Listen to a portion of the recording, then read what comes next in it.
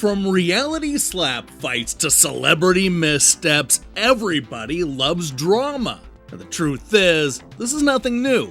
If we go back to the 1980s and 90s, you'll find some of your favorite video game magazines speaking smack about the competition, and not always in a playful way.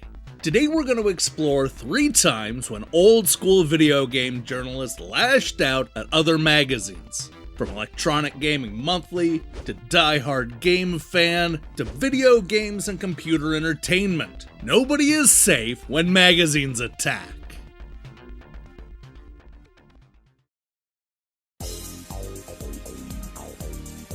Long before there was GamePro, Nintendo Power, and even Game Informer, there was Electronic Games, the first dedicated video game magazine. Started by Arnie, Katz, his wife Joyce Worley, and fellow columnist Bill Kunkel, Electronic Games ran from 1981 to 1985 and helped to set the template for all future video game magazines going forward. They even coined a number of genre names like shoot 'em up, a phrase that I used as recently as yesterday. I think it's safe to say that few magazines have had as much impact as Electronic Games. Now, while Bill ended up writing a book about his time in the games industry titled Confessions of the Game Doctor, Arnie left gaming to pursue other interests. Since then, he's remained relatively quiet, but don't let that give you the wrong impression, because Arnie is filled with strong opinions about not only the industry as a whole, but also the competing game magazines. For example, when he was interviewed by Gamasutra in 2009, he took aim at a direct rival, Electronic Fun. He called it an imitation and said that it was not a very good magazine. Yeah, that's not very nice, but he's only getting warmed up. Later in that same interview, he turned his attention to one of my favorite magazines of all time, Next Generation. When interviewer Steve Fulton confessed that he hadn't really followed print magazines since Next Generation folded in 2002, Arnie snapped back. There's a reason for that. They don't respect your intelligence. By the way, neither did Next Generation. They reviewed games that they had never seen. Later he elaborated, saying that they would also trumpet some game that was rumored to be under development in Japan as the greatest game ever. Then, a month or 2 later, they would review it based on a screenshot or something, and it would be almost the greatest game ever. Then, a few months later, the American edition would come out, and it would be crap. They were marks. Look, I have to admit, the Next Generation was far from perfect, and I have more than a few criticisms when it comes to their reviews. But I gotta say, Arnie probably should have backed this up with some examples.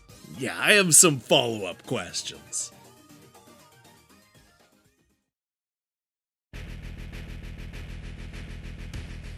After Arnie Katz was let go at Electronic Games, the magazine that he helped to launch, he found his way to Video Games and Computer Entertainment. If you don't already know, that was the Larry Flynt published magazine that ran between 1988 and 1993, before eventually being rebranded as Video Games, the Ultimate Video Game Magazine.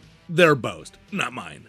While at Video Games and Computer Entertainment, one of Arnie's projects was to grow awareness for the burgeoning fanzine space.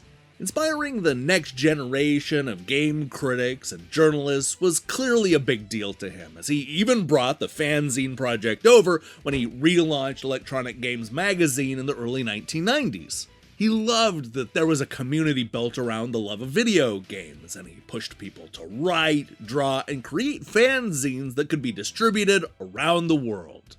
Now, if you're old enough to have read a fanzine, then you already know that they aren't always the most professional or polished. Many of the gaming fanzines were created by literal children or people who had very little writing experience. But Arnie was never mean. He looked past a lot of the typos and grammar problems in order to give constructive criticism. In that Gamasutra interview from 2009, Arnie said, "I rated them by reasonable amateur standards. I never expected them to equal the standards of sci-fi fanzines because the people in sci-fi fandom were a little older and in many cases much more skilled. I did expect them to live up to the level of reasonable content and appearance, and most of them did. I bring all this up so that you understand the types of magazines that were featured in the fanzine section. I'm talking about a well-intentioned but ultimately amateurish product. You know, something like Diehard GameFan. That's right, Video Games, the ultimate gaming magazine, took a shot at GameFan in their 61st issue. Tossed in with other fanzine grades like Beyond Gaming and Digital Press, they called Diehard GameFan a slick-looking zine with lots of color pictures and frustratingly unreadable type. Its percentage rating system seems a lot like grades from high school, but it doesn't seem like anyone on staff ever graduated. Aside from the poor quality, the most fun can be had by reading each page and counting the numerous spelling errors. Hey guys, at least run spell check on your Mac. It's easy. Okay, they do have a point. I think we can all agree that this is impossible to read.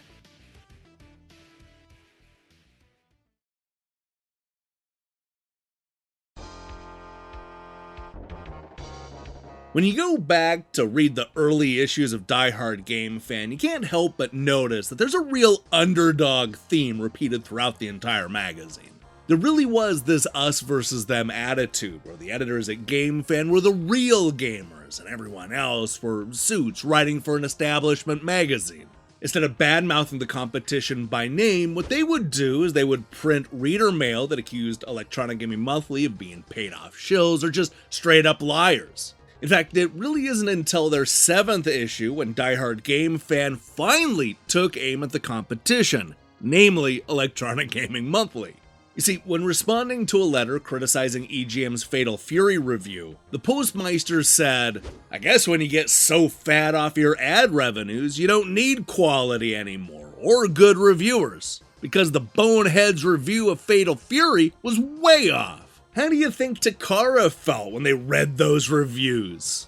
Alright, so you might ask, what exactly led to this drama? Why would GameFan even care about EGM's reviews? Well, the Postmeister explained. The reason we speak so angrily about the other guys is because every time we turn around, there's a knife in our back, or in someone else's that we have relations with. For instance, in their May issue, they referred to us as juvenile, swearing that we were wrong and Sega does own Sylpheed. For having all those millions of readers, those other guys sure snivel a lot. Now, if we pull out the 46th issue of Electronic Gaming Monthly and then turn to Quarterman's Gaming Gossip section, you'll see that the magazine did call out GameFan's reporting, though not by name. While we're on the subject of juvenile reporting, Capcom will not be releasing Street Fighter II Champion Edition in tandem with the Sega CD version. And Sega has snapped up the rights to the awesome shooter Sylpheed from Sega CD developer Game Arts. Wait, hang on. Did GameFan really report that Street Fighter II Champion Edition would be coming to the Sega CD? As it turns out, yes, they did. It's a blink and you'll miss it sort of blurb at the very end of the magazine, but it says, also, in news overseas, the announcement of Street Fighter II Champion Edition for the Mega CD has been made official. This is, of course, false. Special Champion Edition did eventually come to the Genesis, but there was never a Sega CD version announced. But also, you kinda need to get off your own high horse, EGM, because it's not like you have much of a leg to stand on here. In the exact same issue where they criticized GameFan's reporting, they revealed this juicy information about Street Fighter III. The entire cast of characters will be back for Part 3, with some new additions, as well as an interesting new technique that yours truly has been sworn not to reveal. Hey GM, you still want to whine about shoddy reporting? Yeah, I didn't think so. Hey, thanks for watching, whatever this was.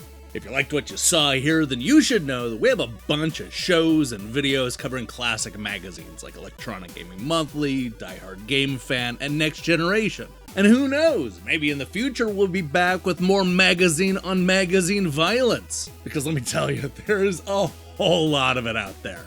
Now, here's the question I have for you. What's your favorite gaming magazine? Oh, I can't wait to see your thoughts in the comments below.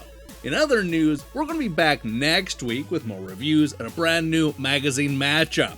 While you wait for that, I strongly recommend you click that subscribe button and support what we're doing here. Until then.